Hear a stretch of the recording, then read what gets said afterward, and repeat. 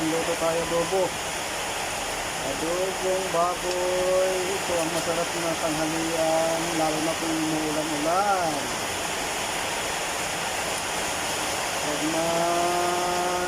malakas ang ulan o tag-ulan man, itong masarap na ulam o tag-ulan, adobong baboy.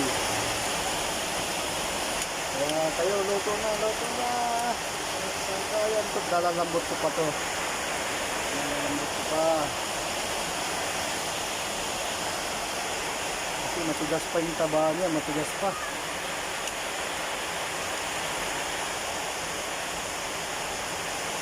Ayan guys.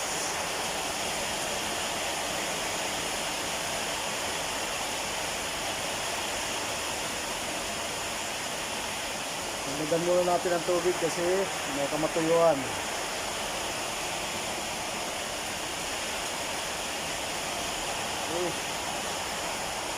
Okay guys, ang kasangkayan, luto na, tanghalian na. Ito yung masarap na ulam pag tag-ulan. Takpan muna natin para lumambot siya. Okay guys, ang kasangkayan.